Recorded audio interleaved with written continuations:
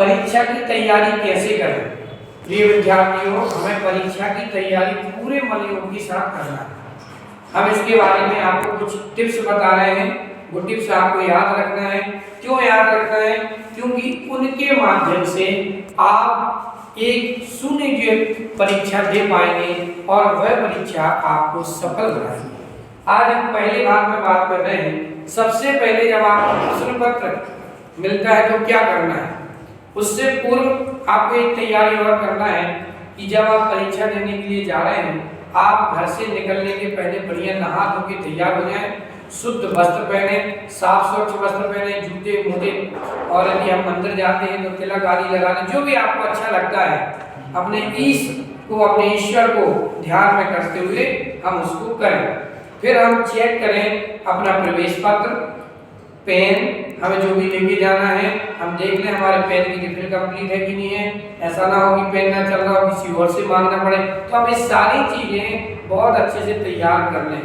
और परीक्षा में जाने से पहले जो प्रवेश पत्र दिया हुआ है, उस प्रवेश पत्र को के ऊपर निर्देश लिखे हुए होते हैं, तो निर्देशों को अच्छे से पढ़ लें। उसमें निर्देश जो निर्देश दिए गए उनको पढ़ लें और उनको फॉलो करें।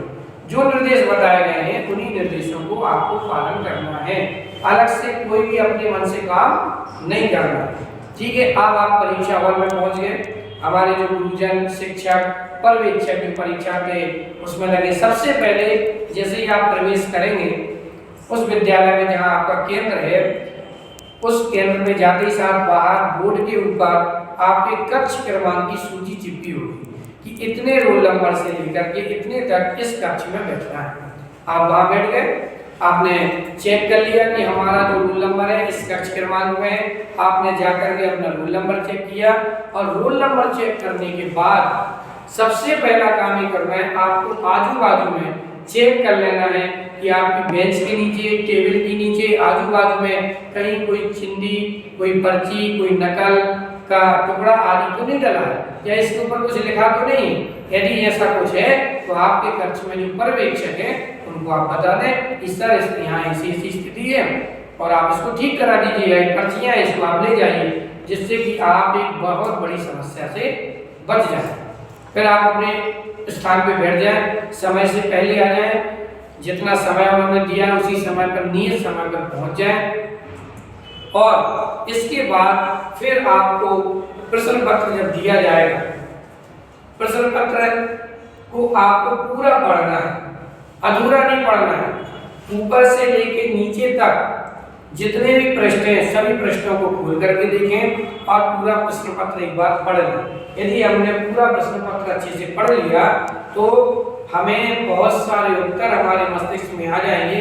किस उत्तर को पहले लिखना है, किस उत्तर को बाद में लिखना है, और जो उत्तर याद नहीं आ रहे हैं आपकी मना स्थिति भी उसकी बन जाएगी कि आपको उनके उत्तर अच्छे से लिखना है। दूसरा, प्रश्नों के उत्तर लिखने की कार्य योजना बनाना। जो मैंने आपसे की कि आप एक कार्य योजना अपने मन में बनाएंगे कि देखो हमसे तीसरे प्रश्न का उत्तर ठीक से नहीं बनता है, अब क्या करेंगे, हम पहले और दूसरे का लिख करके सीधा चौथा लिखेंगे। क्यों?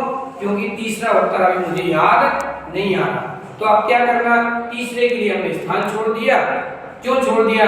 क्योंकि जो आपकी कॉपी चेक करने वाले परीक्षक होते हैं, यदि हम क्रम से उत्तर लिखते हैं, प्रश्नों के उत्तर क्रम से लिखते हैं, तो उनको जांचने में असुविधा नहीं होती और उनकी मना स्थिति स्वस्थ रहती है। तो आपके अंक जो हैं समुचित रूप से मिलते हैं। और जैसे ही आपने एक उत्तर 15 नंबर का पहले लिख दिया, फिर 2 नंबर का लिख दिया, फिर आपने 8वें नंबर का लिख दिया, फिर तीसरा, ऐसे में जो कॉपी चेक करने वाले परीक्षक होते हैं उनकी मना स्थिति पे जोर पड़ता है। तो आपके अंक जो हैं बहुत गहनता से वो ध्यान देते हैं, फिर तो अंक कम होने की गुंजाइश भी रहती है। क्योंकि ऐसा होता नहीं है, परीक्षक बड़ी सावधानी से कॉपियां चेक करते हैं, लेकिन हमें परीक्षा की भी मना स्थिति का ध्यान रखना है। इसलिए हम क्रम से उत्तर लिखने का प्रयास करें पूरे मनोयोग के साथ, एकाग्रचित्त होकर के, बिल्कुल एकाग्र हो जाए। मन में हम केवल एक ही बात ध्यान रखें, ये प्रश्न पत्र है, ये परीक्षा हॉल है, बस हमें 3 घंटे तक कहीं बाहर नहीं जाना है। इस प्रश्न पत्र में जो कुछ पूछा गया उसी के उत्तर लिखना है, ना आजू में देखना है ना बाजू में देखना है, अपने कार्य को पूरी ईमानदारी के साथ करना है। फिर जब आपके पूरे उत्तर लिख जाए, आपका पेपर पूरा हो गया, कंप्लीट हो गया, आपने पूरे उत्तर लिख दिए, 1 मिनट आप शांति से अपने मस्तिष्क को फ्री रखें और फ्री रखने के बाद फिर आप अपना प्रश्न पत्र और उत्तर पुस्तिका दोनों को मिलान करें। पहले नंबर पे प्रश्न में जो आया है उस प्रश्न को देखें, क्या उसका उत्तर आपने ठीक किया, आप संतुष्ट हैं, हाँ मैंने बिल्कुल उत्तर सही किया है, कोई दिक्कत नहीं। दूसरे, तीसरे, चौथे, 5वें क्रम से बढ़ते जाए और मिलान करें। ध्यान रखें, जब जब आप मिलान करेंगे निश्चित रूप से आपको अपनी गलतियों का ज्ञान होगा और हो सकता है कुछ जो गलत हुआ होगा वो भी ठीक हो जाएगा। तो ऐसे में हमें एक बहुत अच्छी चीज मिल गई कि हमने अपना पूरा प्रश्न पत्र बहुत अच्छे ढंग से तैयार कर लिया और उत्तर पुस्तिका हमने विधिवत तरीके से अपने शिक्षक को, गुरुजन को जमा कर दी। परीक्षा हॉल में बैठ कर के किसी भी प्रकार की कोई बातचीत नहीं करना, गुरुजनों की अभिनय नहीं करना, उनसे बहस नहीं करना, उनको गलत शब्दों का प्रयोग नहीं करना, कोई भी उद्दंडता नहीं करना, विनय रखना, विनम्रता पूर्वक बोलना। कभी भी आपस में बातचीत करके हम एक ऐसा वातावरण तैयार ना करें जिससे हमारे विद्यालय की भी छवि खराब हो और हमारी व्यक्तिगत छवि भी खराब हो। इन सब चीजों को आपको ध्यान रखना, यही आपको परीक्षा में अच्छे अंक दिलाने में सहायक